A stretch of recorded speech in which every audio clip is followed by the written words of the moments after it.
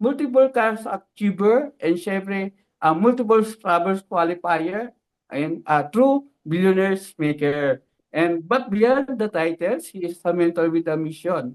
So, di ba, sabi nga natin, napakaganda ng kanyang ano dito sa ginagawa natin. So, someone has dedicated his life to building leaders, transforming lives, and syempre to prove that success is possible to anyone willing to step up. Di ba? Napaka ano natin, no? So, he is the visionary behind Sovereign Community, the founder, the president, and syempre, and the builder. A man whose leadership has created ripple effects on success across the Philippines and worldwide. So, leaders and dreamers, it's my honor and privilege to introduce to you Coach Daryl Belga. So, let's give him a warm and a powerful round of applause. Ayan.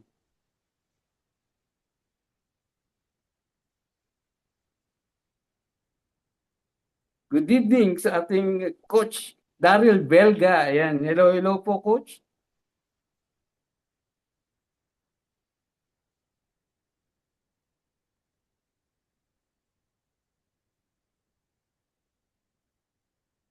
Yan, so good evening sa bawat isa. Unang-una, thank you so much po sa pag-invite sa akin dito kay Prof. Bobby, kay Prof. Lincoln, and sa buong sa buong community. Thank you so much. So, malinaw ba, Prof. Bobby? Clear? Clear and sounds? Apa, apa. Okay, yan. So, ayun. So, thank you so much po sa pag-invite sa akin dito. So, good evening, good afternoon sa bawat isa. So, magpapakilala po muna ako para may idea kayo kung sino yung may team na nagsasalita sa harap niyo. Yan. So, name ko po ay Rich Belga.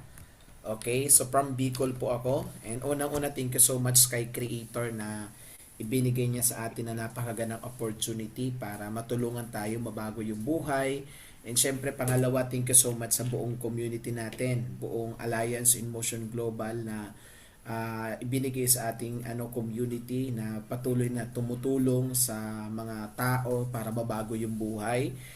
In the next, thank you so much din sa ating mga board of directors. So sila po yung mga may-ari ng company natin na hindi tumitigil sa pag-isip at pagsisipag para makatulong sa mga distributor na katulad natin. And next po is, yan, nawala. Bro, nawala yung slide. Yan, nawala yung slide. Okay. And syempre, thank you so much din sa mga natin, sa mga mentors, 'di ba, na patuloy na sumusuporta, nag-guide sa atin para magawa natin yung negosyo ng maayos at mas madali, 'di ba? So malaking bagay na habang ginagawa mo yung negosyo, may coach and mentor ka na nag-guide sa iyo, 'di ba? Kasi pag may coach and mentor ka, parang kumbaga pagka pupunta ka sa isang destination, dapat meron kang Google Map, 'di ba? Kasi pag gumamit ka ng Google Map, ituturo niya sa iyo yung best and fastest way. So, yung mentors, ganun din, na pag may mentor ka, parang iginaguide ka na para mabilis mo makuha yung success na gusto mo. Kaya, i-value mo yung mentor, i-value mo yung mga taong nag-guide sa iyo. Kung wala man nag-guide sa iyo, find a mentor na matuturuan ka.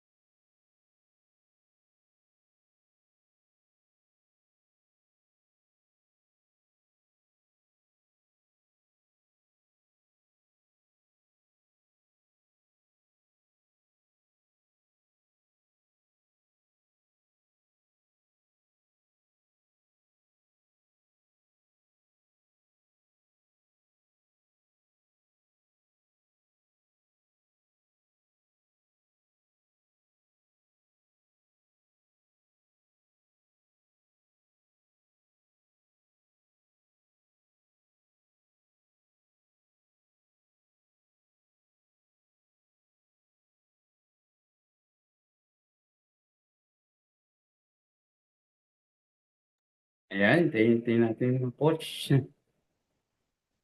Dahil live tayo. Ayan, may konting technical. Ayan, habang naghihintay pa po tayo, share pa po natin yung link po. Ayan, para mas marami tayo, mas maganda at siyempre, mas marami ding matutunan din ating mga business partner. Ayan. So, hello ulit sa mga bago pong pasok.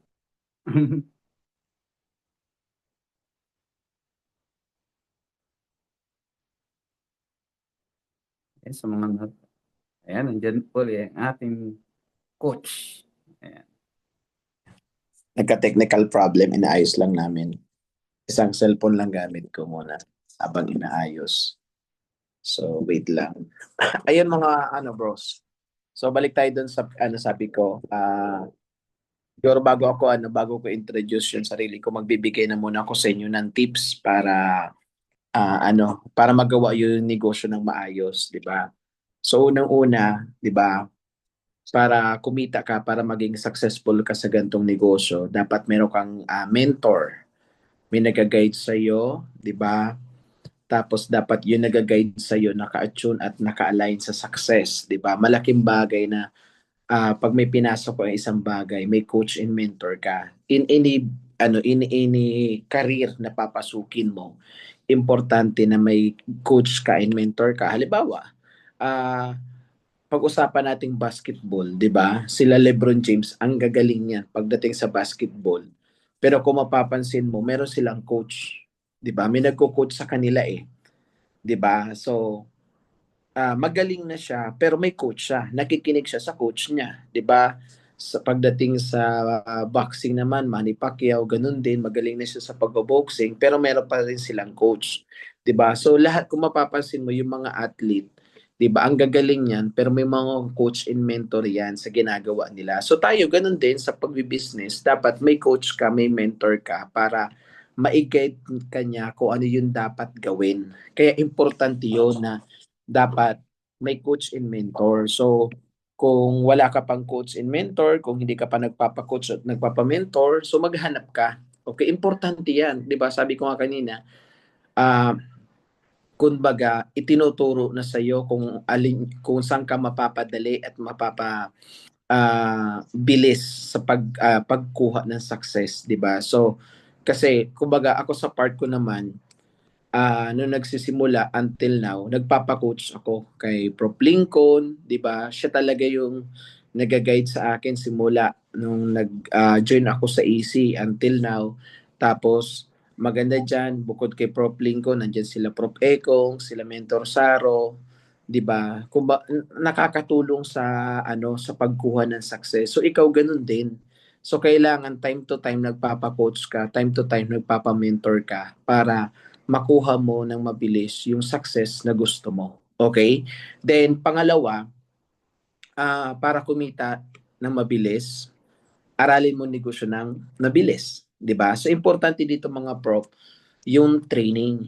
'Di ba? Kaya, kumbaga sa akin, yun talaga yung nag-build ng foundation sa akin. Kaya tumagal ako sa negosyo. 'Di ba? So, madami din ako mga pinagdaan ng struggle sa pagbi-business. Okay. May mga challenges sa business, 'di ba? Na-reject, diniscourage, iniwanan ng mga downline, naubos yung downline, tapos may mga iba't ibang situation pa na pinagdaanan, pero never ako nag-give up kasi will train ako. 'Di ba? Alam mo pag will train ka, unstoppable ka. Kaya dapat lagi ka nagte-training at love mo dapat yung training, 'di ba? So, dito dapat sabi nga, ito yung lagi ko sinasabi na narinig ko kay Mentor Saro. Dapat everyday gumagaling ka. Dapat everyday natututo, nag-grow ka, nagle-level up ka. Dapat habang tumatagal ka sa networking, pagaling ka ng pagaling. So yun dapat yung goal mo sa sarili mo, nag-evolve. May evolution na nangyayari sa part mo, may improvement, 'di ba? Parang halimbawa, kung nag-join ka last month, dapat ngayon marunong ka na mag-present. 'Di ba? Kung 5 months above ka na, dapat master mo na dapat yung 5 fingers. 'Di ba? So ibig sabihin, may transformation, may evolution na nangyari sa part mo. Kasi baka ano nangyari lang sa'yo, baka tumagal ka lang, pero baka hindi ka nag-improve. So ang goal mo, hindi lang tumagal, ang goal mo is mag-improve. Kaya dapat everyday gumagaling, dapat everyday din natututo, nag-grow, nagle-level up. So malaking bagay yung training. Kaya huwag ka magsasawa sa training, 'di ba? So kaya congratulations, nandito ka ngayon. Ibig sabihin gusto gusto mo i-improve yung sarili mo, gusto mong i-level up yung sarili mo kaya umattend ka dito sa Zoom meeting. So tama 'yan yung ginagawa mo. Ituloy mo lang 'yan. Ituloy-tuloy mo 'yan lang 'yan. Huwag kang magsasawa sa training, okay? Kasi ang buhay continuous learning lang 'yan eh, 'di ba? Kaya kami nga kahit maganda na income namin, patuloy pa rin kami nagte-training, patuloy pa rin namin dine-develop yung sarili namin, 'di ba? Kasi pag tumigil ka daw sa pag-aaral, titigil din yung growth mo. Okay? So, ano lang, mahalin mo training. I-comment nyo nga below, I love training. 'Di ba? So, minsan training parang sometimes yung iba nananawa na sa training, ayan naman, training na naman, meeting na naman, Zoom meeting na naman, tapos yan na naman yung speaker. No, huwag kang magsasawa mag-training, di ba? Kung sasabihin mo, training na naman, yan tanong, magaling ka na ba? Minsan, nagsasabi tayo na paulit-ulit na lang yung training. Yun na nga eh, ma-curious ka, paulit-ulit na nga yung training, pero bakit di ka pa rin natututo? Paulit-ulit na nga yung training, pero bakit hindi ka pa rin gumagaling? 'Di ba? Paulit-ulit na eh. Pero bakit di ka gumagaling? Kasi baka may problema sa iyo. Tama? Kaya importante 'yan. Huwag ka titigil sa pag-aaral. Okay? So, minsan kahit alam mo na, kahit marunong ka na, minsan kailangan mo umati ng training para sa downline mo. 'Di ba? So, importante yung mga ganon. Okay? So, find a coach, mentor na magtuturo sa iyo, then dapat will train ka. Okay tayo doon? Then siguro continuous muna ako sa slide ko para magpakilala ko sa inyo, 'di ba? So ayan, so ito naman okay. Then ayan, from Bicol po ako. May mga taga Bicol po ba dito? So from Bicol po ako. Ang bahay po namin malapit sa paanan ng Mayon. Kaya huwag kayong magtaka bakit maitim ako. Diba kasi nung nag-erupt yung Mayon, nung nagtapon ng lava na punta po sa akin. De, joke lang. So from Albay po ako. So ang Albay ano siya eh. Bakit ganito kami matibay? Kasi ang Albay po daanan po ng daanan ng bagyo. Halos monthly may bagyo sa Albay. Tapos bukod sa bagyo, meron pang bulkan na pumuputok, may lindol pa, 'di ba? Kaya mostly na makilala mo mga taga Bicol, iba yung personality nila, strong yung personality kasi sa lugar namin talaga matindi yung challenges, 'di ba? So may bagyo, may baha, may bulkan. Kaya parang kaya pag sinabing taga Bicol, Oragon, okay? So bro, ang daming lumalabas. Okay? Then ayan po. So ang from Bicol, nandiyan ba yung slide? May slide ba, bro? Wala. Okay. So from Bicol pumunta po ako ng Laguna para magtrabaho. Pero before ako nag Laguna, madami ako naging work experience. Okay, madami ako naging work experience sa Bicol na kumbaga hindi madali 'yung naging trabaho sa Bicol. Kaya nang pagpunta ko dito sa Laguna, parang napakadali na lang sa akin. So from Bicol na experience ko po maging kargador. Alam niyo po 'yung kargador? Yung naghahakot pa ako ng graba, buhangin para kumita ng pera. So ang bayad nun per lata. Isang lata, 5 piso. Mga yun, mga part-time ko yun habang nag-aaral ako noon. Tapos naghahakot kami ng tawag noon, troso. 'Di ba? So uso sa amin din yung troso, mga nagpuputol ng mga kahoy galing sa bundok, ilalaglag sa ilog, tapos iaakit uli, ilalagay sa may kalsada. So ang bayad naman nun per ball pit.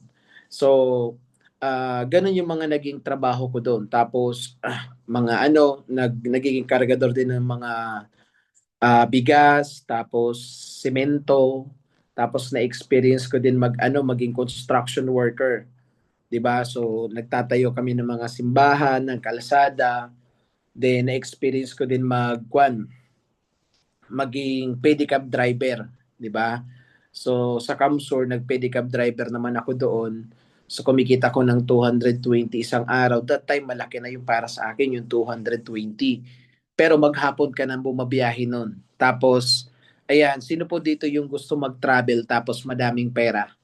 Oh, kasi noon pa man po nagta-travel na ako tsaka madami na akong pera. Nga lang ano yun, konduktor. Oh, kung gusto mo daw mag-travel tsaka madami kang pera, mag-conductor ka. So, tapos 2008 pumunta ako ng Laguna para magtrabaho as factory worker. So, akala ko pag nagtrabaho ako, gaganda buhay. Pero hindi pala. Kasi nung nagtrabaho ako dito, in 4 years ko sa pagtatrabaho, wala pa akong naipon. Meron naman, payslip, uniform, bag, tsaka sama ng loob. Yun lang yung naipon ko for almost 4 years kong pagtatrabaho.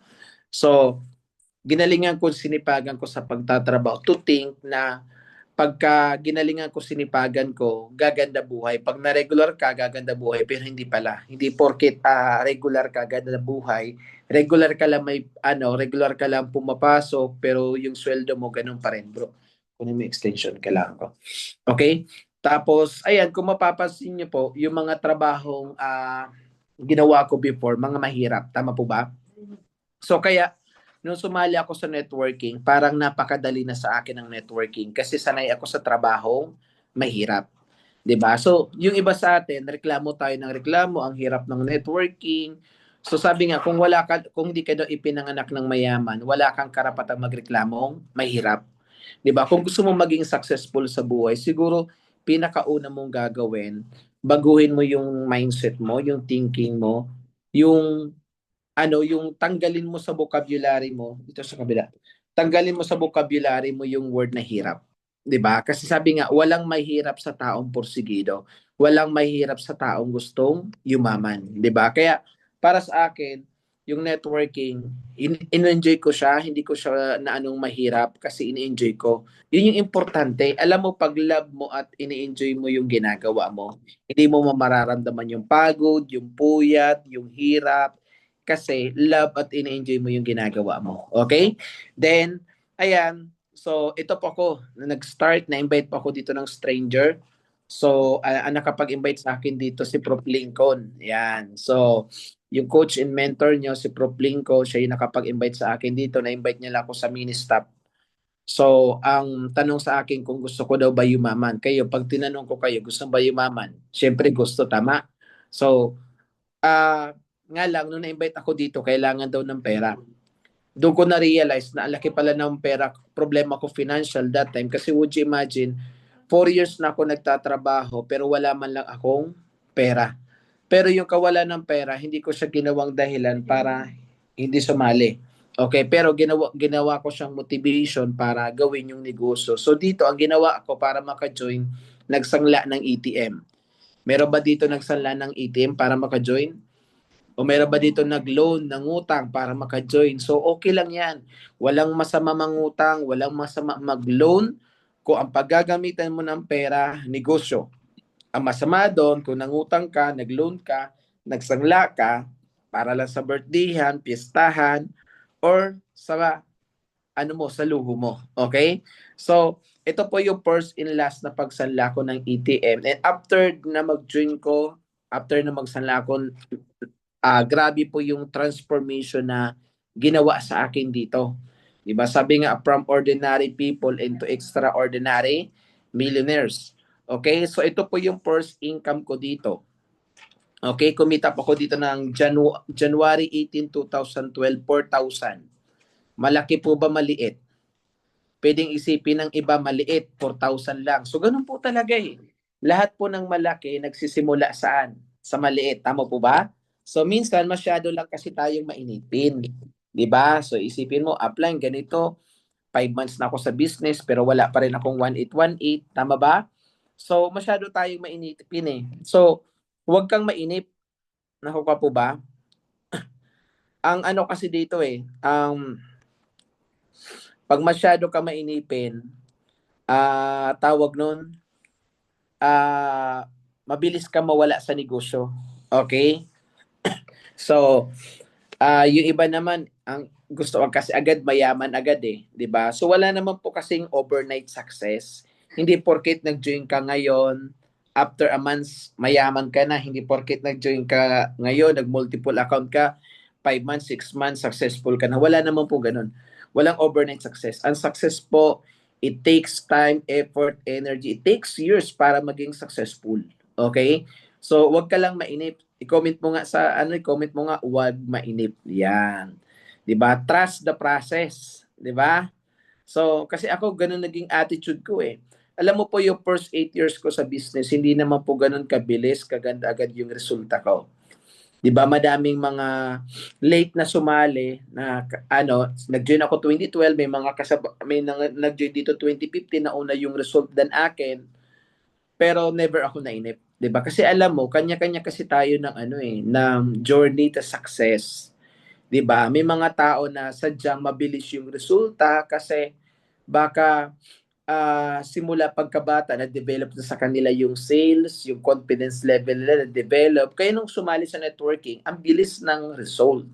'Di ba? May mga tao naman na mabagal yung result kasi baka simula nung pagkabata nila, hindi sila na-expose sa madaming tao, hindi sila na-expose sa sales, kaya kumbaga mabagal yung resulta. So, kanya-kanya tayo ng kanya-kanya tayo ng journey to success. So, wag ka lang mainip. Nagigets po ba? So, ako it takes years. Okay? So, it takes years bago lumaki ng todo. Pero ang maganda dito, after 8 years doing the business, ito naman yung income na kinikita ako per month. So, napakaganda kasi since 2020, so 5 years na po, na hindi pa ako bumababa ng uh, six figure. Okay, six figure per month. 'Di ba? Sobrang blessed kasi imagine mo 'yan, magpa 5 years na nagsi-six figure per month ka. 'Di ba? So, sobrang thankful kasi imagine mo dati nung sahod ko lang isang buwan 20,000. So 20,000 grabing OT ka na noon, patayan na. Pero dito yung six figure per month, 'di ba? Kaya 'wag ka maiinip.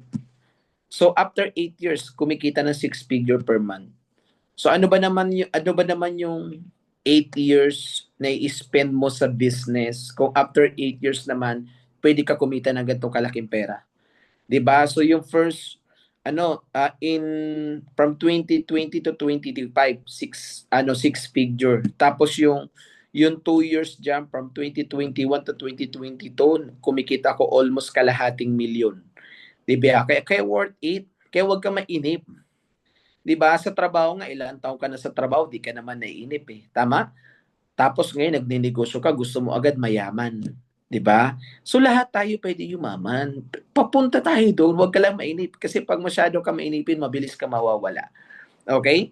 And then, ito po ako nung nag-start sa business, kung mapapansin mo, sobrang payat. 'Di ba? Sobrang payat. May team na po talaga. Pero payat. Tingnan mo, may bungo-bungo pa sa mukha diyan. Ngayon, wala na. 'Di ba? So dati problema paano tumaba. Ngayon problema paano pumayat, 'di ba? So ito ako nag-start 'di ba? Tingnan mo naka-orange pa, nakadamit tapos kalbo, parang kakalabas lang ng rehab 'Di ba? Parang kalalabas lang ng kulungan. So ayan, sobrang payat talaga nung nag-start, 'di ba? Imagine mo yung ganyang itsura. Nung nag-start ako sa business, alam mo yung madami ako nag-experience. Yung rejection, kaya ko i-handle. Alam mo yung pinakamahirap sa part ko nung nag-start? Yung discrimination. Kasi, ang hirap sa part pagka hindi ka ganun kapugian, hindi ka ganun kagagandahan. May discrimination talaga. I-judge ka ng prospect based on your physical appearance. Totoo. 'Di ba? So, nung bata ako, binubuli talaga ako nung bata. Lahat ng pambubuli, ginawa na sa akin, ang tawag sa akin, blackjack, agta, negro.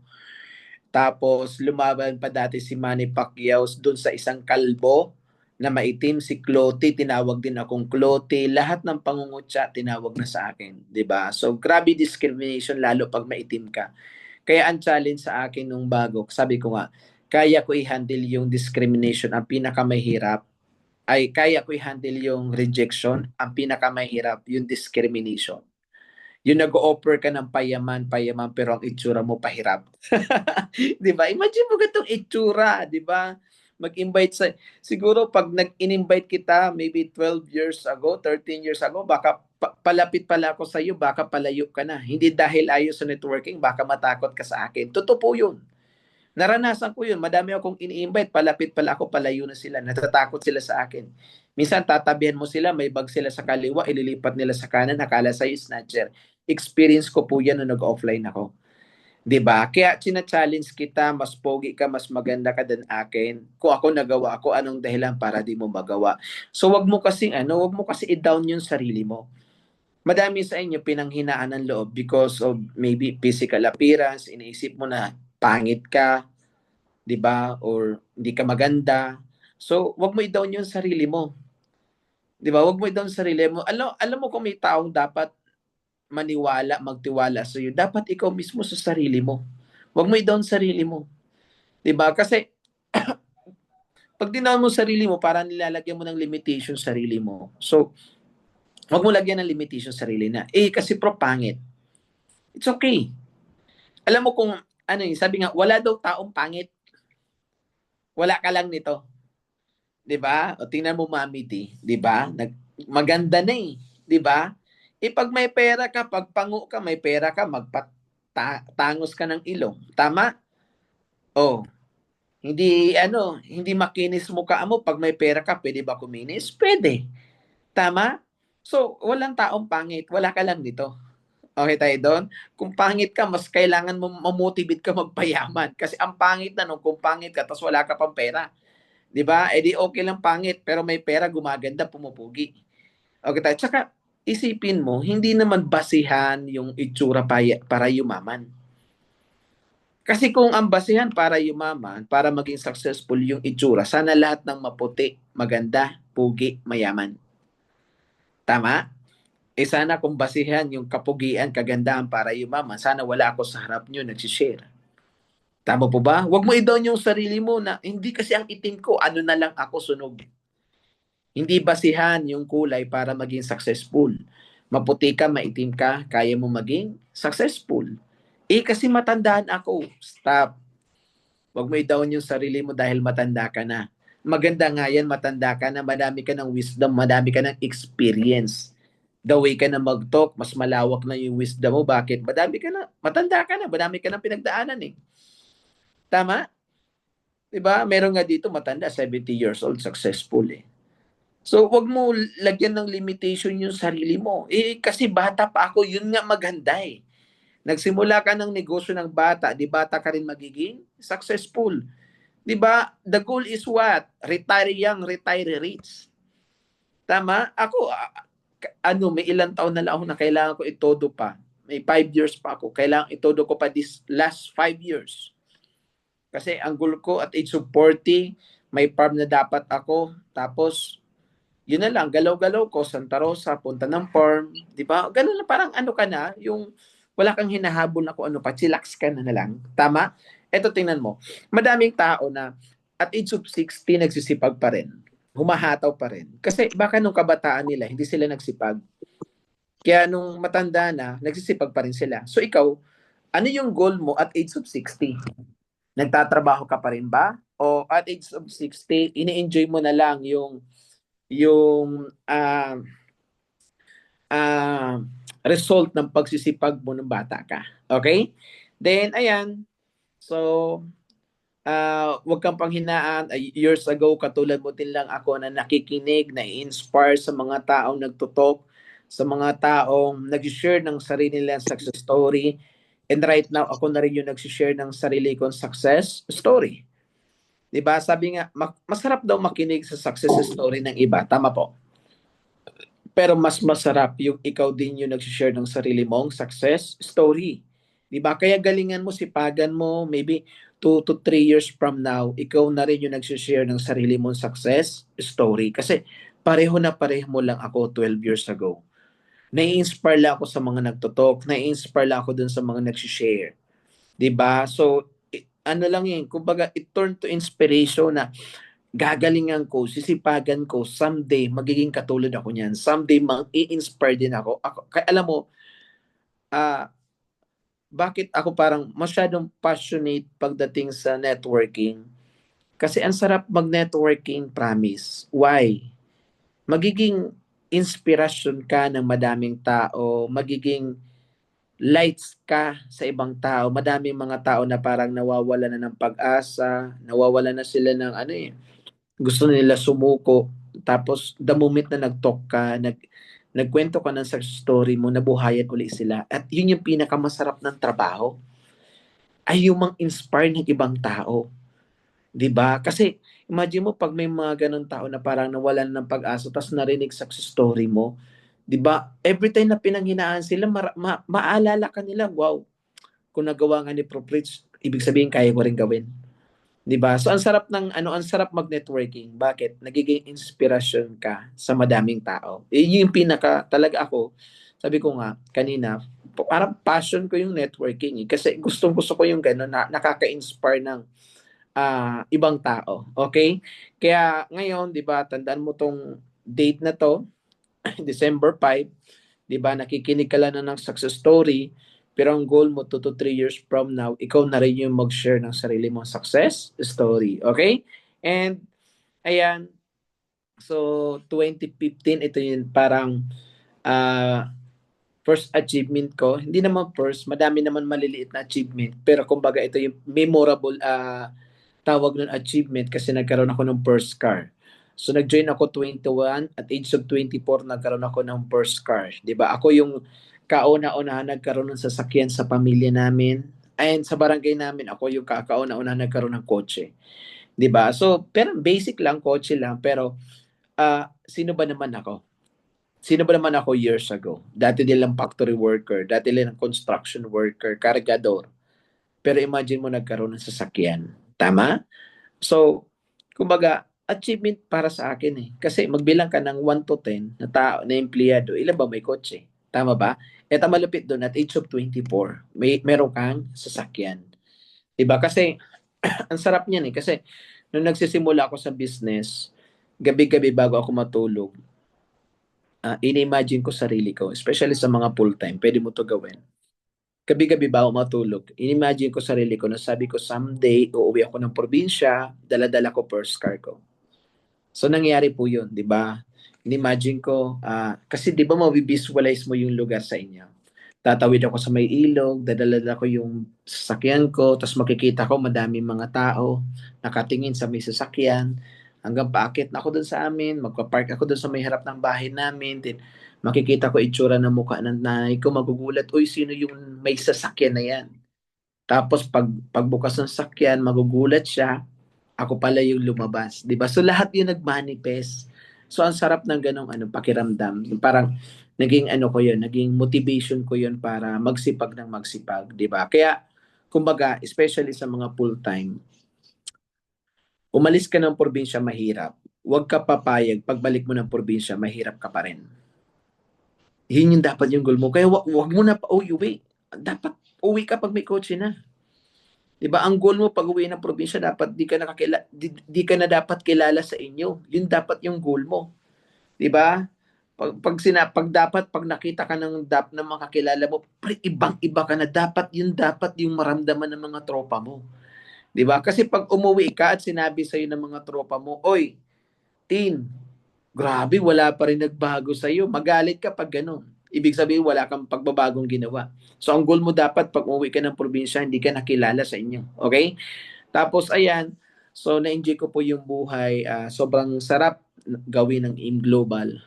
Kasi ito talaga yung na-enjoy ko ng todo dito, and kaka-travel, 'di ba? So na-impluwensya na ako ni Prof. Lincoln mag-travel. So naikot ko na po ang Luzon, Visayas, Mindanao kaka-travel. Yan, Bicol, halos pabalik-balik po dyan. Tapos naikot ko na rin yung nag-North Luzon loop ako from Laguna, San Fernando, Bigan, Lawag, Pagudpod, tapos Apari, Tugigaraw, then Baler. So, nag-travel po ako dyan for almost 6 days. Okay? That time, 6 days, mahal pa diesel that time. Umaabot ng 84 yung diesel.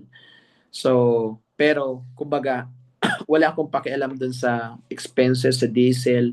Kasi alam ko madami akong pera that time. Then, wala din akong pakialam sa oras kasi full-time ako. So, yung pinakamasarap na travel. Kasi, travelers kasi ako, madami ako nakakasabay, nagta-travel.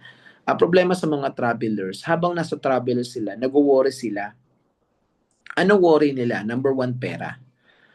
Kasi pag nag-travel sila, may budget lang silang inaalat para dun sa travel nila. Kaya parang habang nasa travel sila, naka-budget lang. Ito lang gagastusin. Pangalawa, ang iniisip nila yung oras na kailangan nilang ganitong araw, oras, makauwi kasi kinabukasan may pasok sila. So ito yung pinakamasarap na travel kasi wala kang inisip na pera at saka oras. Yung tinatawag na meron kang time in financial freedom. Okay? And next, ayan, so naikot ko na po yan, iba't ibang lugar dito sa Pilipinas. Actually ngayon, na-lessen yung travel ko. Alam niyo bakit? Halos mga napuntahan ko na kasi eh. 'Di ba? Kaya sabi ko kailangan kong more on ang target ko naman international travel na kasi yung mga local travel halos napuntahan ko na talaga. So ang sarap, ma-enjoy mo ng todo yung buhay. Alam mo pa nagta-travel ka, doon mo ma-realize na wow, ang ganda pala ng Pilipinas. Ang sarap pala magsipag na magsipag. Alam mo po, pag may pera ka, lumalaki yung mundong ginagalawan mo. Totoo yun eh. Ang laki ng mundong ginagalawan mo. Pero pag wala kang pera, malit yung mundong ginagalawan mo.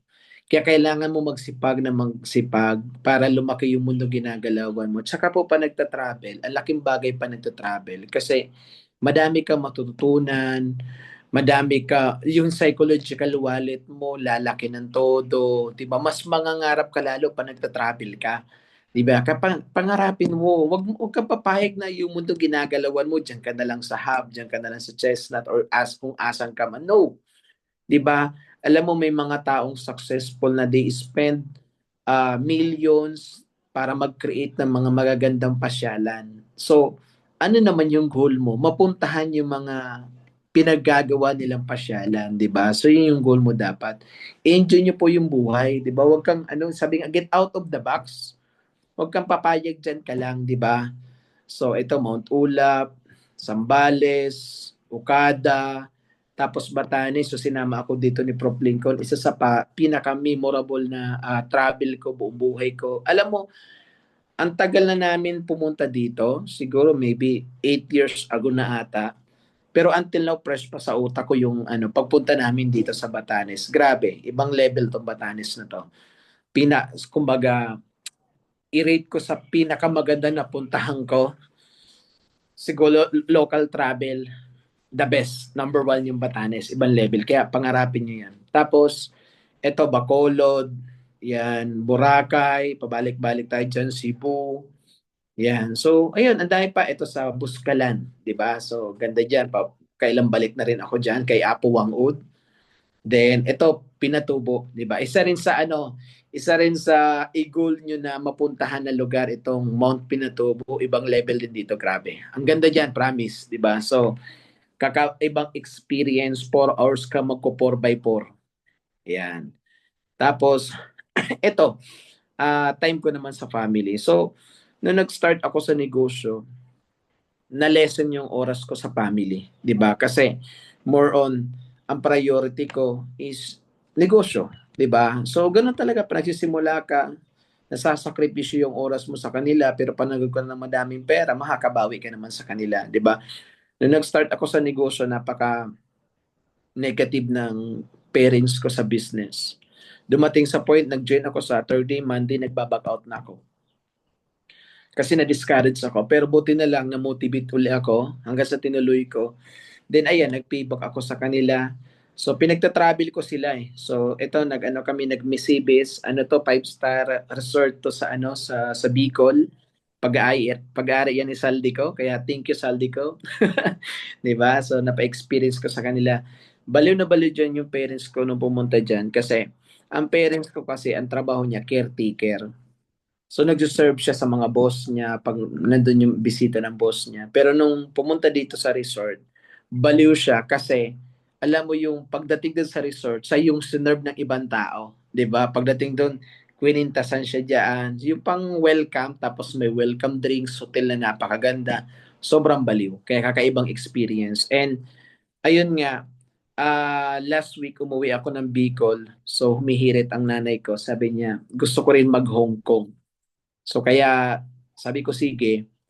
Kinabukasan magkukuha kami ng passport kasi next year i-Hong Kong ko sila by November. So minsan lang mag-request, 'di ba? Kaya pagbigyan, 'di ba? So habang kaya pa nila mag-travel. So kaya ikaw galingan mo sipagan mo kasi baka yung parents mo gusto rin yan ma-experience mag-travel, 'di ba?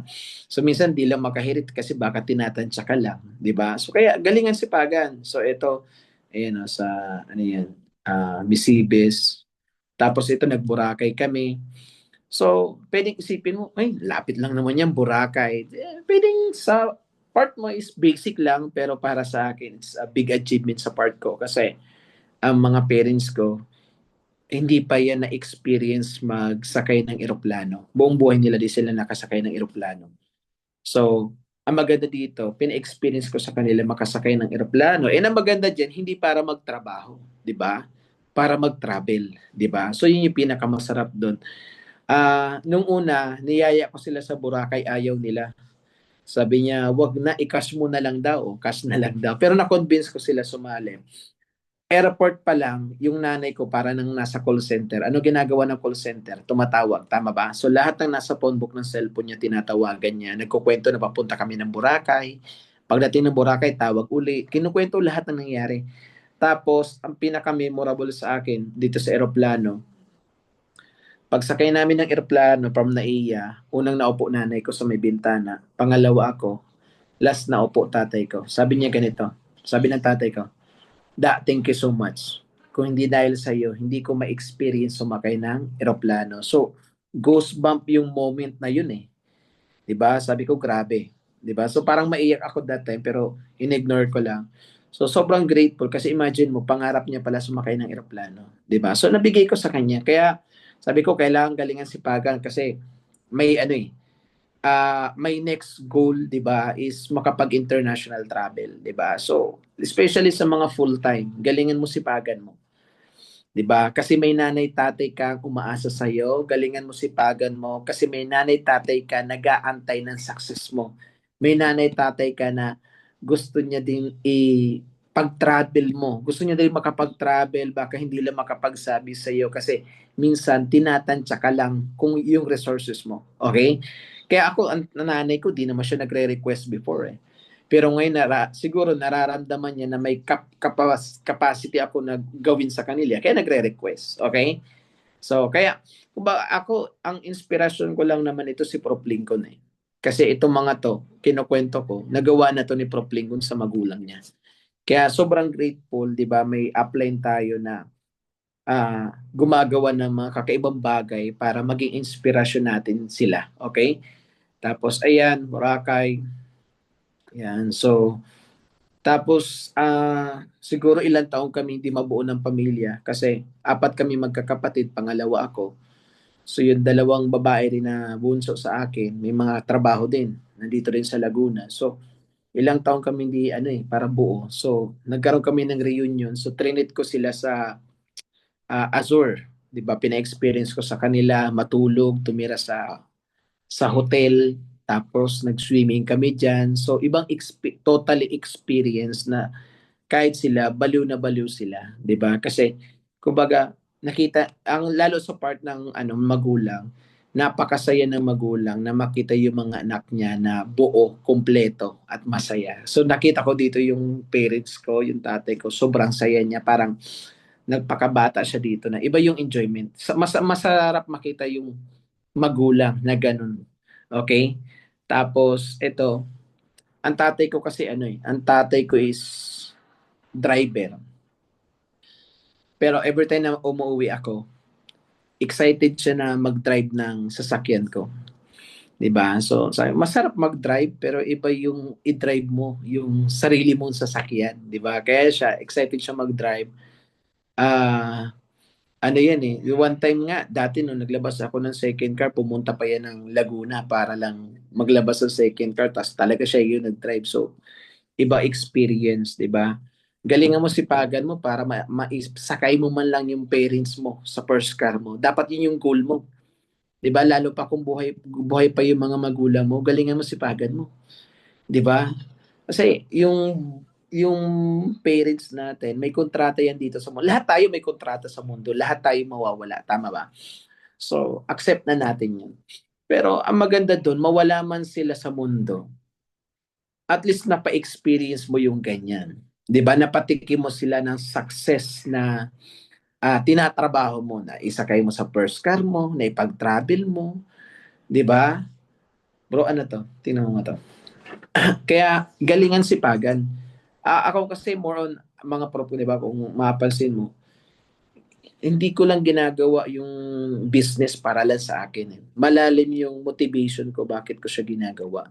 'Di ba? Kasi pag malalim yung motivation mo, ba't mo ginagawa, kahit anong pagod, puyat, rejection, never ka mag-give up. So, sabi nga, wag mo lang gawin yung negosyo para lang sa sarili mo. Gawin mo din yung negosyo para sa mga tao sa paligid. Kasi kung gagawin mo lang yung negosyo para lang sa sarili mo, pag napagod ka, pwede ka mag-quit eh. Pag napuyat ka, pwede ka mag-quit eh. Pero pag malalim, never ka basta-basta mag-give up. Okay, sabi nga, sa kape para kanino ka ba? Bumabangon. Okay? O, kape muna tayo dyan. Next, pinakamasarap to, Prof. This year lang to, nag-ano kami, nag-yachts party ang ESCOM, sinama ko sila. Ayan, nag-yati kami. So, imagine mo na lang, mapa-experience mo to sa pamilya mo. 'Di ba? Magyati kayo. So, kasi sa probinsya, wala namang ganyan. Sa probinsya, bangka, 'di ba? Pero imagine mo, mapagyati mo sila.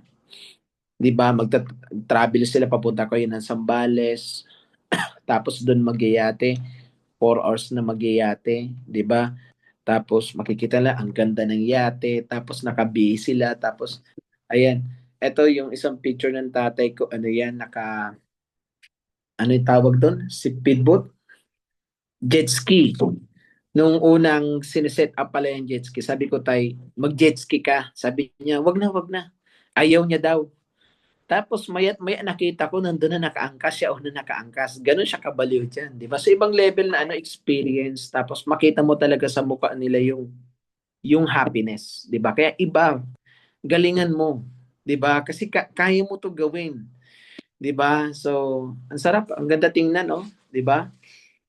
Then, yan, nakapag-travel na rin po ako international. So, nakapunta ako ng Cambodia, Hong Kong, pabalik-balik ako sa Hong Kong, ah Macau, Vietnam, Thailand, Singapore, okay?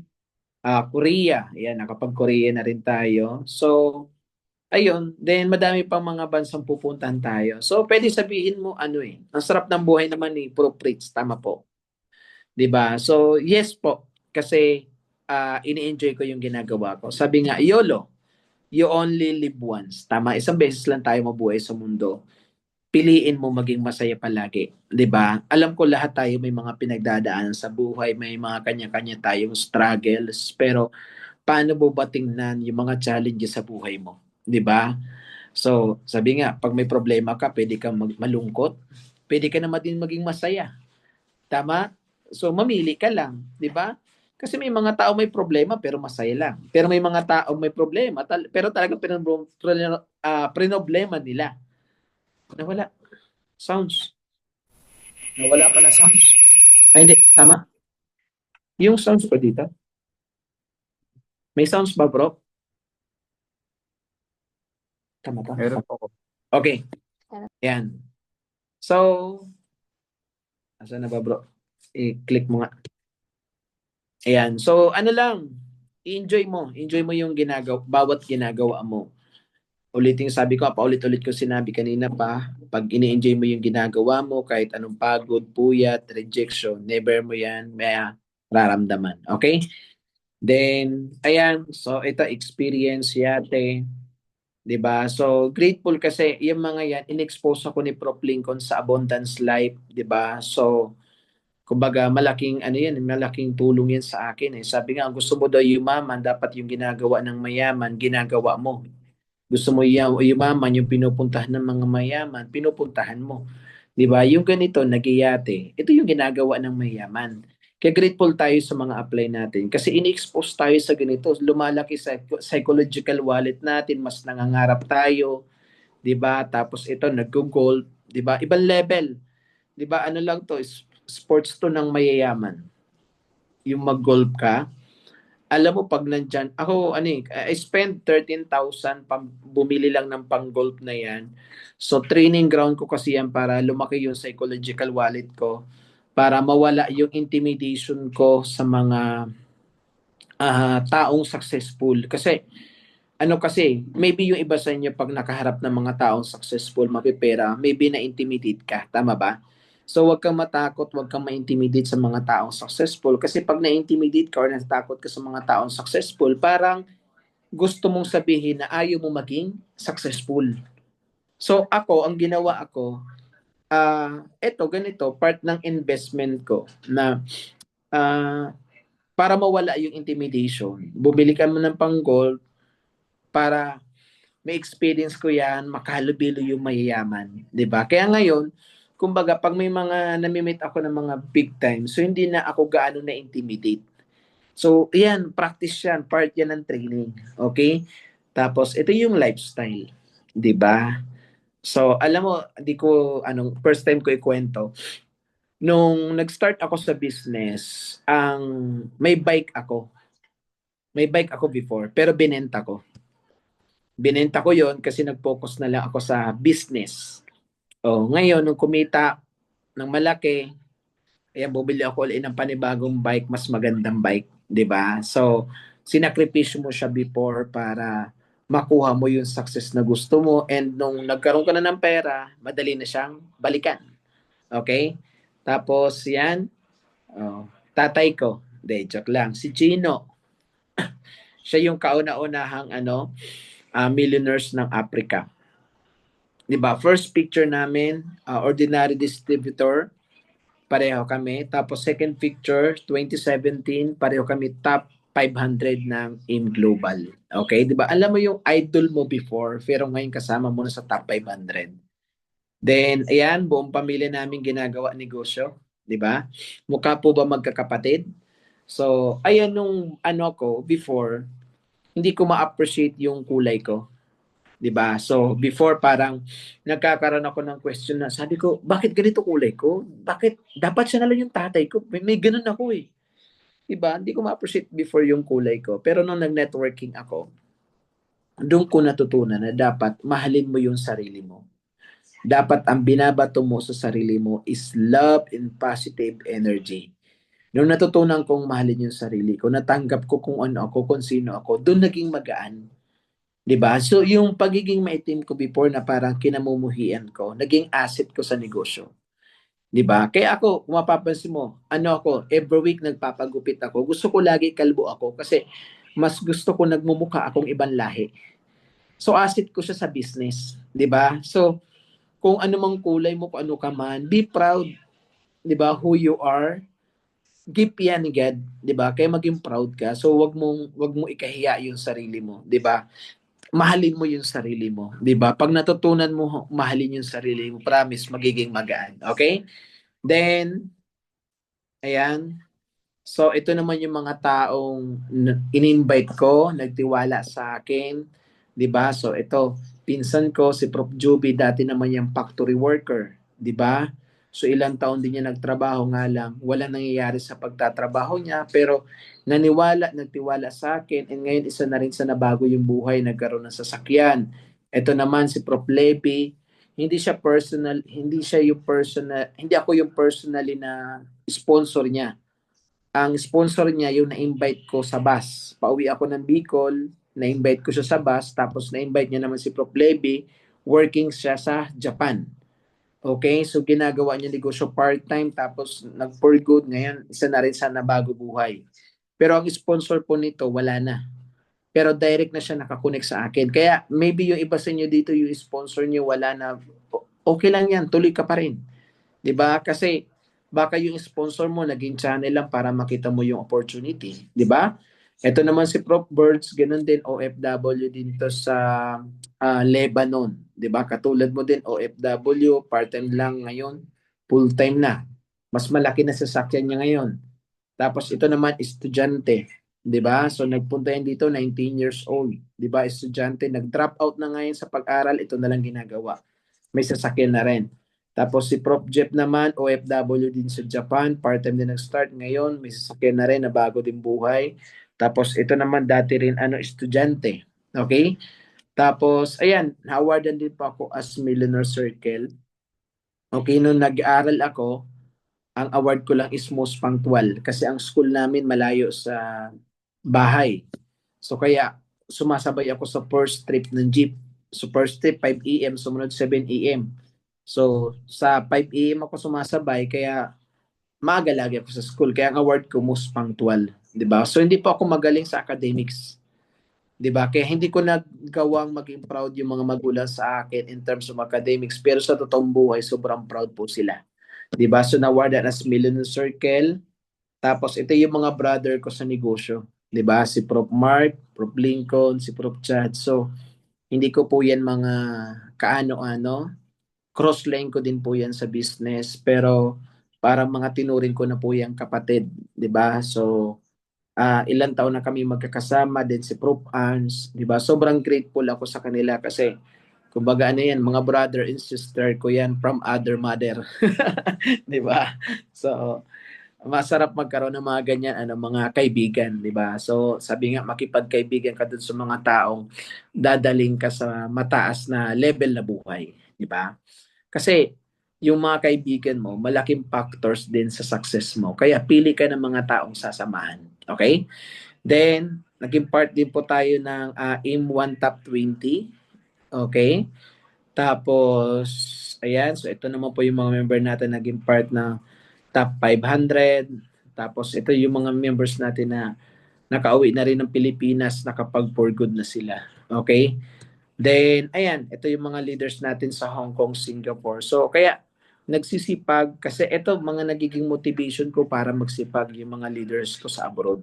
'Di ba? Kasi ang sarap ng ganito, especially alam mo pagka pumunta ka ng ibang bansa, makita mo yung status nila doon. Pag nag-day off sila, makikita mo sila nandoon lang sa Central, nakahiga lang sila sa may karton.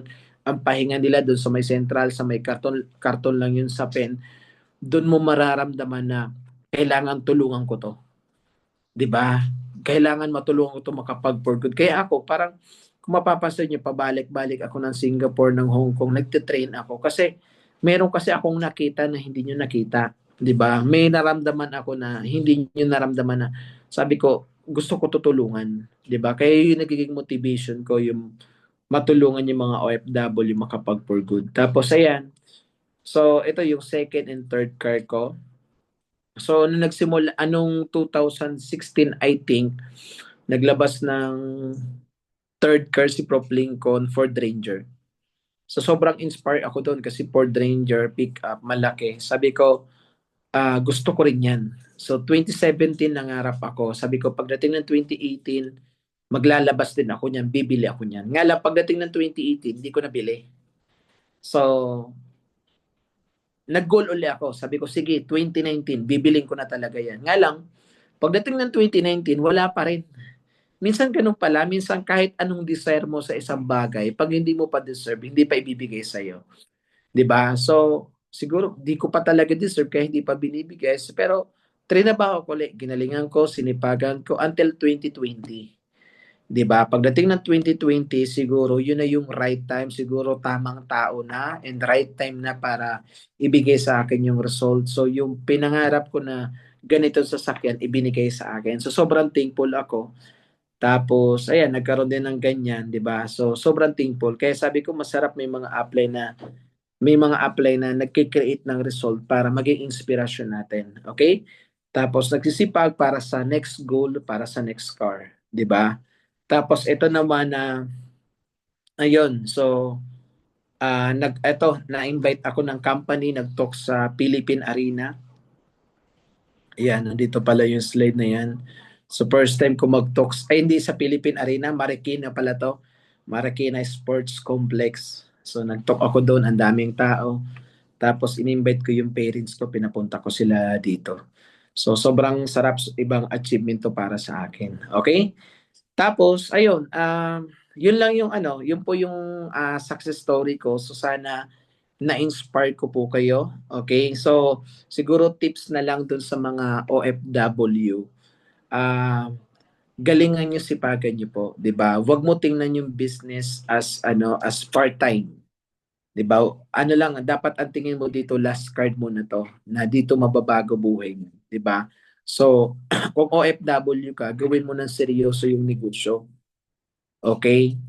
Bakit mo kailangan gawin ng seryoso yung negosyo? Para hindi habang buhay nag-work ka abroad. Ang tanong kasi diyan, gusto mo ba habang buhay nag-work abroad ka? I'm sure ayaw mo naman ng ganun, tama ba? So, kaya na dapat naging motivation mo to, nagagawin mo negosyo para kung pag kumita ka ng malaking pera, makauwi ka ng Pilipinas, someday, makasama mo yung pamilya mo. Ilang Pasko pa ang isa-celebrate mo hanggang video ko lang kayo ng pamilya mo. Ilang birthday pa ng anak mo ang isa-celebrate hanggang video call ka lang. Tama po ba? Kaya galingan mo sipagan mo. 'Di ba? Eto, ano to? Reality to. May isa akong member na nagsisipag siya, nag-work abroad siya para sa pamilya niya, para sa mga anak niya. Kaya siya lumayo, kaya siya nagtrabaho sa ibang bansa para mabigyan niya ng magandang buhay yung anak niya.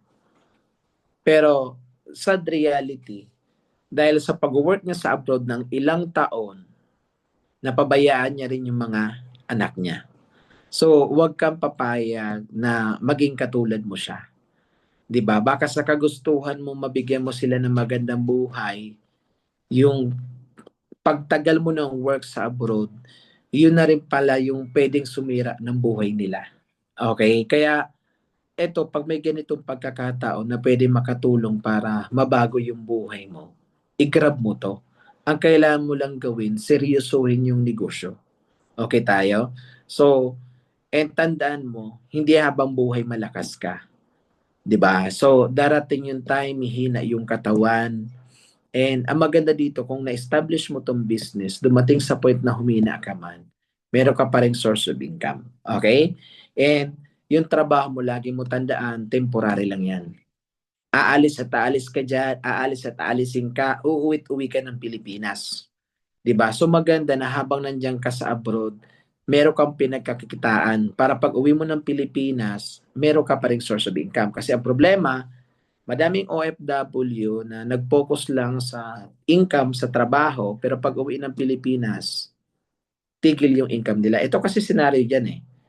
May trabaho ka, nasustain yung needs mo. 'Di ba? Yung pangangailangan ng pamilya, gastusin, tulo, ano yan, na po-provide. Nga lang, pag uwi ka ng Pilipinas, yung sweldo, tuloy hindi. 'Di ba tigil? Pero, yung, yung gastusin, tigil tuloy pa rin. So, yun yung problema. Pag umuwi ka ng Pilipinas, wala ka ibang source of income, tigil yung sweldo, tigil yung source of income, pero yung gastusin tuloy. Kaya umuwi ka naman ng Pilipinas, sabihin natin may ipon ka 200, 300,000. Kung wala kang ibang source of income dito, ilang buwan lang ubos na yan. Kaya maging practical ka na habang nag-work ka dyan sa abroad, dapat meron ka pang another source of income. Para pag uwi mo ng Pilipinas, di ba, tuloy yung source of income mo. Okay tayo doon? So, kumbaga, ito member ka na, naka-join ka na, ang kailangan mo na lang gawin, sabi ko kanina, pag-aralan mo negosyo. Hindi porket nag-join ka, naka-join ka, naka-multiple account ka, nahiyaman ka na. No. Kailangan mo pag-aralan at gawin yung negosyo. Okay? So, gawin mong passion yung pag-business. Gawin mo siyang part-time. 'Di ba? So, ano siya eh. Kumbaga, time management sa part ng mga OFW. Dapat ang goal mo, after work network. Pagkatapos mo gawin yung trabaho mo, gawin mo naman yung negosyo. Tapos, pag rest day mo, walang rest day. Ang tawag dyan, rest day is business day. Pag rest day mo, gawin mo yung negosyo. Okay? Tapos doon naman po sa mga full-time, yun lang. Kumbaga, gawin mo na kaming pattern, yung mga matagal na, gawin mo kaming pattern na kung ano nangyari sa amin, pwede mangyari sa'yo. Basta kung ano yung ginagawa namin na maganda, kopyahin mo lang. Okay tayo doon? So, tapos, yun lang siguro yung ma-share ko. Tapos, alam ko may Q&A tayo. So, pwede po kayo magtanong. Prof. Bobby, may Q&A ba? Ayun po, kahit mga 3 question po, Coach, Okay, Prof. mga gusto pang ano. Ayan, sa mga gusto po magtanong, pwede po kayo magtanong. Ayan, especially sa mga OFW po, business partner. Ayan, baka si Coach Melinda, baka may tanong. Ayan, kaya, yes, Coach Chari, sa mga ating mga taga Hong Kong. Hello po. Yes, Prof. Hello po. Hello po. Mag-aas lang po ako. Pwede po. Yes po, pwede, 20 pwede. Okay. Ask ko lang po kasi po, siyempre, nasa, ano po kami, nasa Middle East po kami. Mahirap po kasi kami, yung parang mahirap po kami mag-invite. Tapos, saan po ba pwedeng, ano pong masasuggest nyo kung saan po kami pwedeng makahanap ng, halimbawa, maghahanap po ng prospect po. Kasi sobrang hirap po kasi. Huwag mong sabing mahirap. 'Di ba sabi ko nga, Hindi po. dapat yung word na hirap, dapat tinatanggalan natin sa vocabulary natin. Alam mo, may mga word tayo na kailangan natin baguhin. Instead na word na mahirap, ah, hindi, challenge. 'Di ba? Instead na mahirap, sabi mo challenge. Yes Tapos, po. hindi ko pa kasi alam paano mag-prospect. Hindi ko pa alam paano maghanap. So, ano pwede ko gawin? Yun, Kasi minsan, yun nga magiging po. mabigat pagka lagi natin ginagamit yun. Okay? O, sa pagganyan naman mga prop, sa prospecting, pagka ano naman, siguro naman may mga special training kayo in terms of prospecting, tinuturo naman yan. So, attend ka ng mga ganong training. May training na 5 fingers, doon tinuturo paano mo-prospect. So, matutunan mo doon yung mga step by step paano maghanap ng prospect. So, iba-ibang diskarte ng prospecting. So, pwede naman kasi pwede sa group page, pasok ka sa mga group pages. Tapos may mga dating site naman na pwede mong pasukin, doon ka ma-prospect. Okay? So, sa amin kasi more on ginagawa talaga na ma-prospect mga member ko sa dating site tsaka sa group pages. So, yun yung pinaka number one na source of prospecting ng mga downline ko sa dating site in group pages. Okay? So, una-una, wag mo isipin mahirap. Madali lang. Kasi pag inisip mo mahirap, mahirapan ka talaga. Pero pag inisip mong madali, magiging madali. 'Di ba? So, yun yung sabi nga, it's start dito. Kung ano yung iniisip mo, yun yung nangyayari. Pag inisip mong madali, lahat ng mangyayari sa'yo, magiging madali. Pag inisip mo laging mahirap, although nahirapan ka, wag mo isip mahirap. 'Di ba? I-convert mo 'yun para lahat maging madali, 'di ba? So, train your mind to see the positive in every negative situation. Sabi nga, you can't live in a positive life with a negative mind. Okay? So, yung mga ganyan mga prop, yung tanggalin nyo na sa dictionary yung word na mahirap, yung magsasabi na wala ka nito, wag mo na sabihin na wala ka nito. Okay? Kasi lalo magmamanifest yan eh. 'Di ba? Ako, di ko na sinasabi, sinisenyas ko na lang 'di ba? Kasi yan lalo magma-manifest, 'di ba? Tapos, wag mo sabihin gutom ka. Sabihin mo gusto mong kumain, 'di ba? Wag mo sabihin wala ka nito, sabihin mo wala ka pang encashment, 'di ba? Wag mo sabihin mahirap, sabihin mo hindi mo pa alam, 'di ba? Ganun lang. So, para maging magaan yung buhay. So, yung prop doon sa tanong mo, group pages, tsaka mga dating site, pwede kayo pumasok para makakuha ka ng prospect. Okay? Next question po, mga prop. Thank you po, Coach. Thank you. Ayan, thank you, Coach Joanne, sa question. Ayan, sa mga gusto pa pong magtanong. Ayan po, mayroong sa mga gusto pa pong magtanong. So, may tanong si Prof. Mark. Advice po sa Okay. pag may training, tapos pag duman sa challenge, minsan nakakalimutan yung motivation. So, may mga ganyan. Sabi niya, apply i-motivate mo nga ako, apply, motivate ko daw siya. Actually, hindi na namin kayo kailangan i-motivate. Hindi na kita kailangan i-inspire. Tingnan mo yung pitaka mo ngayon. Magkano yung laman? Yun pa lang enough ng motivation para magsipag. Tama hindi? Magkano laman ng Bibo account mo? Magkano laman ng GCash account mo? Yun palang motivation mo na yun para magsipag. Yung sitwasyon mo ngayon, malayo ka sa pamilya. Ilan taong ka nang malayo sa mga anak. Ilan taon mo nang di mo nayayakap anak mo. Ilan taon mo nang di nakikita magulang mo. Di ba enough na yun ang motivation para magsipag? Yung itsura ng bahay mo ngayon. Ano itsura ng bahay mo? Simentado na ba? May bubong na ba? May flooring na ba? Finish na ba? Pinturado na ba? Kung hindi pa, motivation mo na yon para magsipag.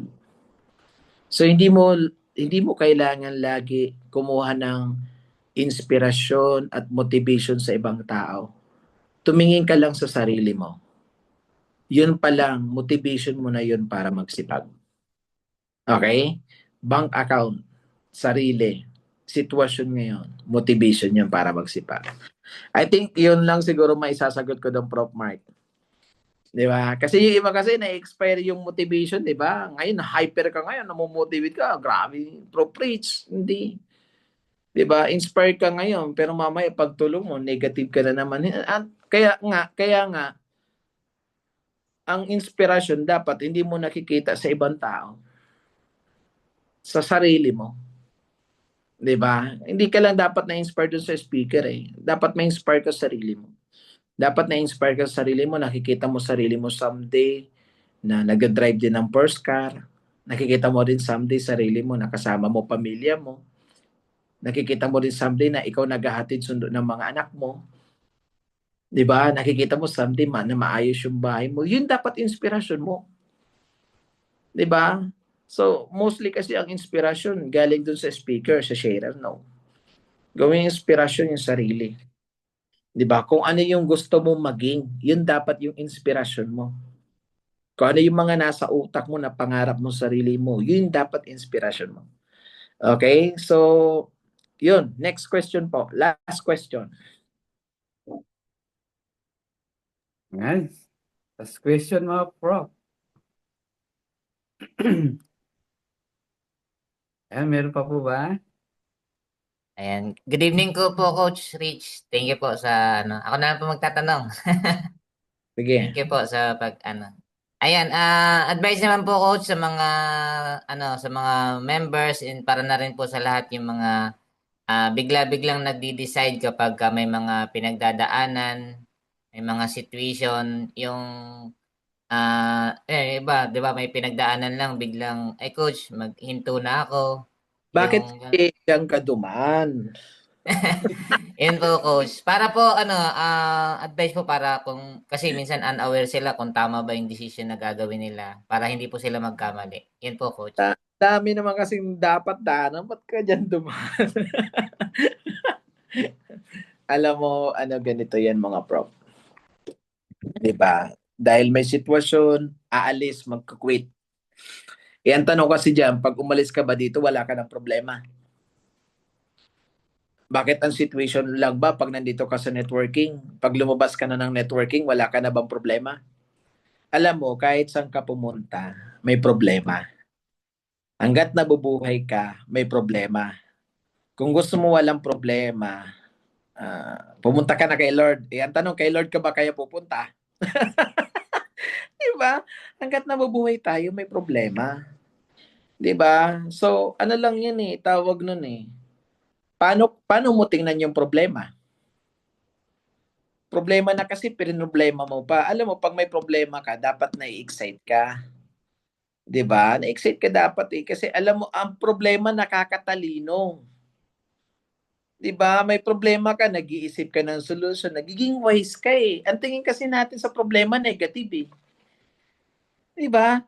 Alam mo hindi ka naman bibigyan ng problema ni God kung hindi mo kaya Ako naniniwala ako sa ganun Kaya tayo binibigyan ng problema para ma-develop tayo, para ma-train tayo, para matuto tayo. So hindi yan ibinibigay sa atin kung hindi natin kaya. Tama, matuto ka lang mag-embrace. Alam mo, ang buhay parang laro ng break game. Pag naglaro ka ng break game, may level 1, Pagdating ng level 1, madali lang, tama ba? Pero may challenge na yan. Pero madali lang yung challenge. Malalampasan mo, magle-level 2 ka. Pagdating ng level 2, madali na ba? No. Mas mahirap yung challenge. Pero malalampasan mo. Tama ba? O, magle-level 3 ka, mas mahirap yung challenge doon. Minsan, mag-error ka, mag-game over ka, pero pwede mo ulitin. The moment na inulit mo siya, pag ginawa mo yung challenge doon, madali na kasi naging wise ka na, natuto ka na doon sa una So, ang buhay ganon. Punong-puno ng challenge. And habang umaangat ka, yung mga challenges, pahirap ng pahirap. Tama? Pero tingnan mo, bakit yung break game, yung laro, natatapos mo? Bakit? Nakapokus ka ba dun sa problema na hirap ng challenge sa laro? Hindi. Kaya mo siya natapos, paulit-ulit ka nagkamali, pero nagagawa mo siya paulit-ulit. Kasi anong meron ka? Bakit mo paulit-ulit nagagawa at natapos yun? Kasi ina-enjoy mo. Yun yung sinasabi ko kanina. Na-i-enjoy mo lang bawat ginagawa mo. Na pag ini-enjoy mo yung ginagawa mo, kahit anong pagod, puyat, rejection, ano man pagdaanan mo, never ka mag-give up. Yung laro, ganun 'Di ba? Ang hirap na, pero sige lang. Kasi ano goal mo? Mag-level up. Tama? So, kung anong goal mo lagi mag-level up, kahit anong challenges pagdaanan mo, never ka mag-give up kasi ang pinaka-goal mo, mag-level up. Ako, usapang situation. Siguro ngayon ko lang kukwento sa inyo. Gaano ba kalaki problema mo? Baka maliit lang yan. 2015, ngayon ko lang to open kasi bihira ko to kwento pero kailangan kasi. 2015, 2012, ang mga nag-join sa akin nagsasangla ng ATM. Nagsasangla ng ATM. Ako garantor. Pag nag-join sa amin, sangla ako sa ATM, encode ko agad. Kinabukasan, yung nag-join, pinablock ATM. Ganon yung proseso for almost ilang taon. Alam niya ni Albert, siguro nila Albert, alam niya ni Prof. Albert. Umabot yun, Prof, yung paltos sa ATM ng kalahating milyon. Sino ang nagbabayad? Ako. Okay? Naglabas ako ng first card 2015, pang 2 buwan, nabangga sa sakyan ko. Mayabang ako that time, nag-drive ako, wala akong lisensya. Talo ako, nabangga ako. Ako binangga, ako talo. Bayad uli ako, almost kalahating milyon din. Okay? Pina-hospital ko yung nagbangga sa akin. Nagbayad ako ng sasakyan niya, almost kalahating milyon.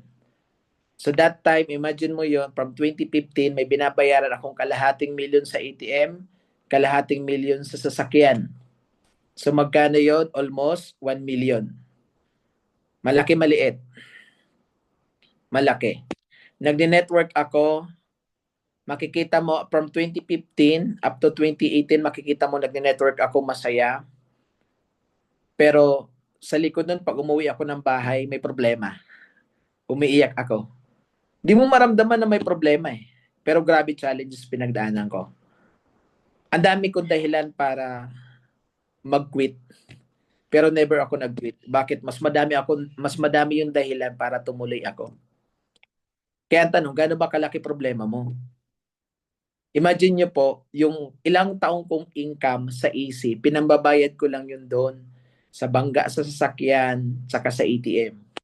Yung ATM, hindi ko agad siya na-fully paid. Na-fully paid ko siya noong 2022.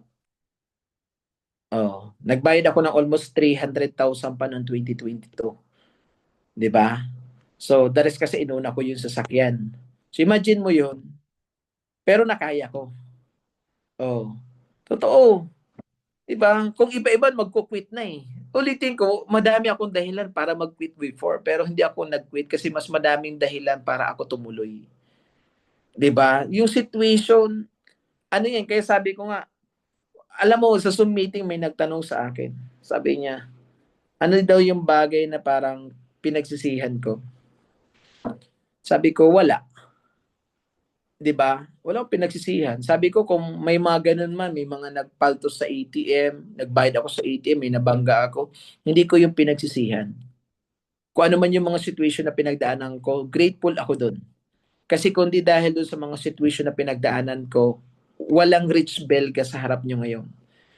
Yung mga situation na yun, yung nagpatibay sa akin. Sabi ko nga, ano ko hinubog ng panahon, pinatibay ng sitwasyon. Sa tagal ko sa pagdi-network, sa dinami-dami ng problema na pinagdaanan ko sa buhay, doon ako naging matibay. 'Di ba? So, ano lang 'yan, embrace mo kung ano yung problema, part 'yan ng challenge sa atin ng God, 'di ba? Huwag kang matakot. Kailangan lang maging matibay ka. Patibayin mo sarili mo, 'di ba? And hindi pa 'yan Kung may situation ka ngayon, hindi pa 'yan. May lalabas pa 'yan Kailangan lang i-enjoy mo. So, ako totoo, imagine mo 2 years ako nag-network. Alam mo, may kwentuhan nga ako niyan, tropa ko si Ariel. Kwento ko yan, nagulat siya, talaga. Hindi ko maramdaman na ganun ka sabi ko, wala, in-enjoy ko lang Kasi si Ariel kasi kasama ko, ilang taon ko siya kasama nag-network Pero hindi niya alam na may pinagdadaanan. Nagulat talaga. So, kasi ano lang, in-enjoy lang Di ba, pag uwi ko ng bahay, network, masaya. Pag uwi ng bahay, doon ako down. Pero laban lang. Di ba? So, ikaw, gaano ba kalaki problema mo? Baka nagdadrama ka lang, baka nag-i-emote ka lang, baka problema lang sa bayaran sa bahay, gusto mo na mag-quit. Paano kaya yaman yan? Bayaran lang sa bahay, gusto mo na mag-quit. Bayaran lang sa wifi, mag-quit ka na. Tama? So, masyado lang madrama. Ito lang tip siguro.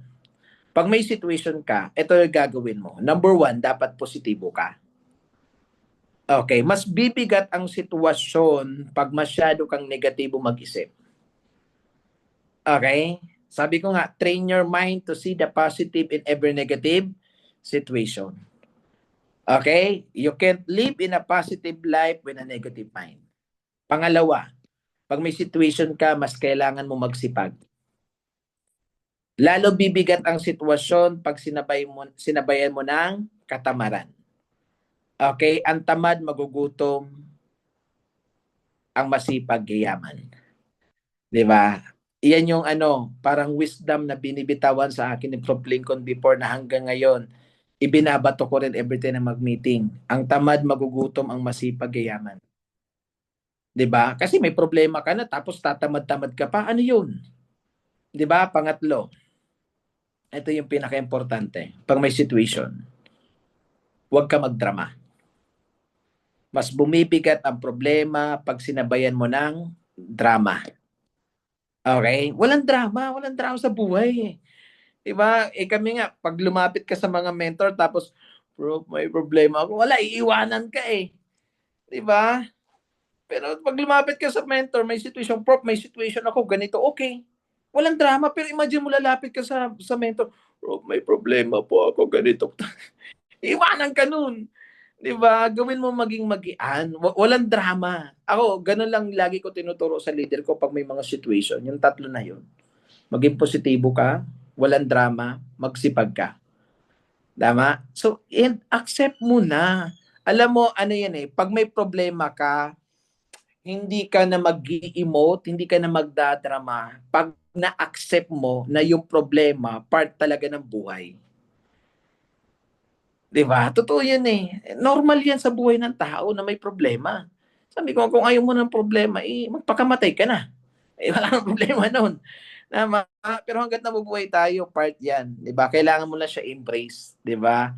And sabi nga, alam mo, ang trabaho ng leader, mag-solve ng problema. Sa mga upline dito, may mga downline na may problema sa downline. Tanggapin mo na. Ang trabaho ng upline, mag-solve ng problema. 'Di ba? Hindi ka pa nga nakakalbo tulad ko. Ako, dami kong problema. Alam mo, pag upline, pagising mo sa umaga, ang almusal problema. 'Di ba? Kami ganun Gising sa umaga, may mag-chat, prof, ganito, ganyan. Imagine mo, almusal ko problema. Tanghalian, may mag-chat, prof, ganito, ganyan. Problema na naman, tanghalian. Merienda, ganun din. Hapunan, ganun din. Ito, matutulog ka na lang. 'Di ba? May problema pa rin. So, ganun talaga. Trabaho ng upline. Kaya nga nakakalbo na, Hindi naman, joke lang. Ganun talaga yun, di ba? So, huwag ka matakot sa problema. Okay tayo doon. Embrace mo. Huwag ka susuko sa problema. Hayaan mo problema ang sumuko sa'yo. Di ba? Minsan ano kasi, palitan mo yung pagtingin. Tingnan mo. Minsan kasi ang tingin natin, halimbawa, meron kasi mag-sample. Wala kasing whiteboard. Paano ba to?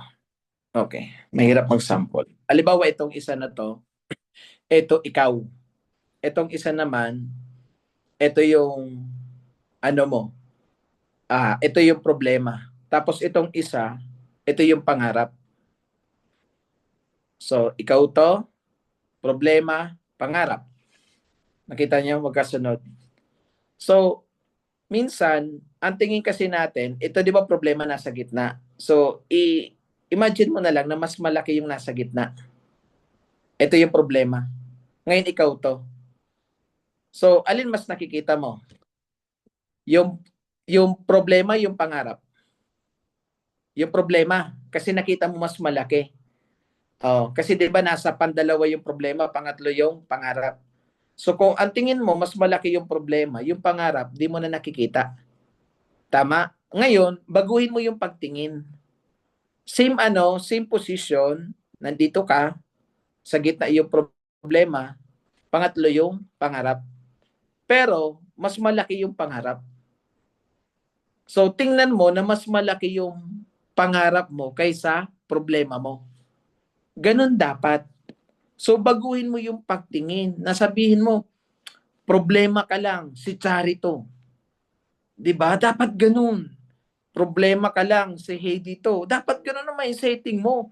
Na yung tipong problema ang sumusuko sa iyo. Ano ka ba? 'Di ba? So, again, sabi ko nga, hindi naman yan ibibigay sa iyo kung hindi mo kaya. Tama? So, wag kang sabi nga, ang problema part siya ng buhay natin eh. Ang pelikula, gumaganda. Bakit? Kasi may kontrabida. Walang saysay ang pelikula pag walang kontrabida. Tama ba? So ang buhay, ganun din. Walang saysay ang kwento ng buhay mo pag wala kang problema. 'Di ba? Kaya tingnan mo manood ka ng MMK. Naalala mo na? MMK.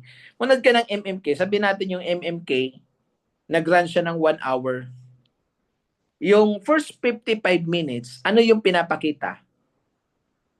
More on struggles. Tama ba? Yung success baka 5 minutes lang. Tama ba? So, ganun ang buhay. Kami, madami din kaming problema, no ka ba? Madami din kaming mga challenges sa buhay na pinagdaanan. Minsan nakikita mo lang kasi ganito, masaya lang kami, di ba? Pa-travel. Pero madami din po kaming problema. Until na may mga situation din kami. Nga lang, parang baliwala na lang sa amin kasi alam na namin paano i-handle, alam na namin paano mag-solve. May mga malalaki din problema, pero alam na namin paano mag-solve. Tama? Saka siguro, minsan kasi yung iba, ina-attract na din yung problema. Tingnan mo, ikaw pag may problema ka, baka proud ka pa magkwento sa iba. Nagkwento yung isa ng problema, ay ako nga, ganito din. Tingnan mo, ina-attract mo na. Ako siguro, try nyo to gawin na i-attract mo masaya at magaan na buhay. Ako ginagawa ko siyang affirmation Pag nagpe-pray ako kay God, Lord, thank you, ang gaan-gaan at ang saya-saya ng buhay. Minsan di ako nagpe-pray ng yung pera, ng wealth. Ang more on pinagpe-pray ko talaga, masaya, magaan na buhay. Ganun pinagpe-pray ko kasi hindi naman lahat ng may pera masaya. 'Di ba? Ang gusto ko, kung may pera ka naman, given naman, magiging masaya ka din 'di ba? Pero yung iba naman, hindi. Pero talaga pinagpe-pray ko, masaya at magaan na buhay. Lord, thank you, ang gaan-gaan at ang saya-saya ng buhay. Kaya kung makikita mo, masaya, magaan ang buhay ko. Kasi yun lagi ko pinagpe-pray. 'Di ba? Tsaka yung problema, wag mo lagi i-attract. 'Di ba? Minsan, kaya kung ano nangyayari sa'yo, minsan yun din yung ina-attract mo So, subukan mo kayo i-attract, masaya, magaan na buhay. Every time na mag-post ka din, gawin mong affirmation, Lord, thank you, ang gaan-gaan at ang saya-saya ng buhay. Para maging magaan, masaya buhay mo. 'Di ba? Hindi yung parang ina-attract mo na problema. 'Di ba? Kaya nagiging problema buhay mo eh, 'di ba? So try niyo po 'yon. Promise magaan. Ang gaan. Yung affirmation mo, thank you, ang gaan-gaan at saya-saya ng buhay.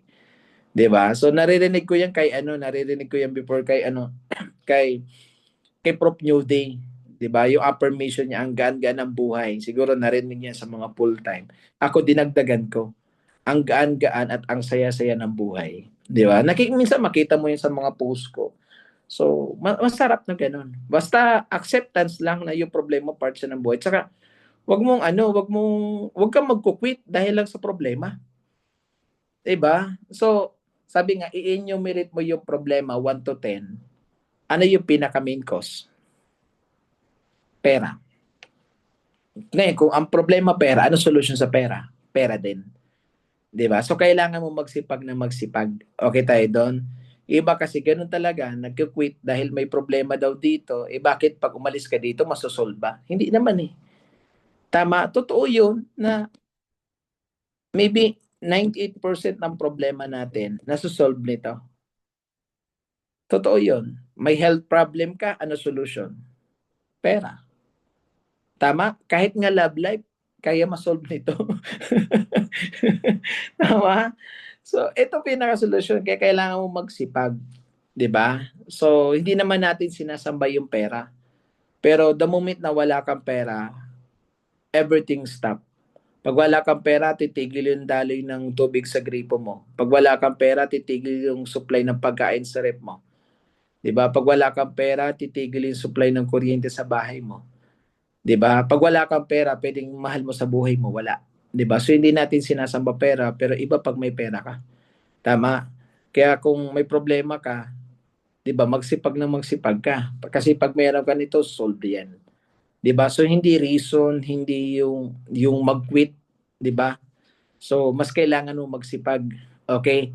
So ang kailangan lang matuto ka mag-handle ng situation. 'Di ba? Kasi sabi ko hangga't nabubuhay tayo, may problema tayo. Imagine mo na lang kung may papasukin kang opportunity, nagka-problema ka doon, magko-quit ka na naman. Hahanap ka na naman ng ibang opportunity, pag may problema, magko-quit ka na naman. 'Di ba? So, sabi nga ang umaayaw ay hindi nagwawagi at ang nagwawagi ay hindi umaayaw. Tama? So, yun lang, lagi mo lang ipagpasalamat sa taas, magpasalamat ka na masaya magaan buhay mo. Yun yung yun yung i-attract nyo ngayon na maging magaan, masaya buhay araw-araw. Okay? So, yun lang mga prof. Thank you so much sa pag-invite. Thank you sa lahat na nakinig. So, sana may natutunan at na-inspire po kayo. Thank you so much, Prof. Bobby, Prof. Lincoln, and sa bawat isa. Yun, mga ka-leaders and ka-dreamers. So, di ba napaka-incredible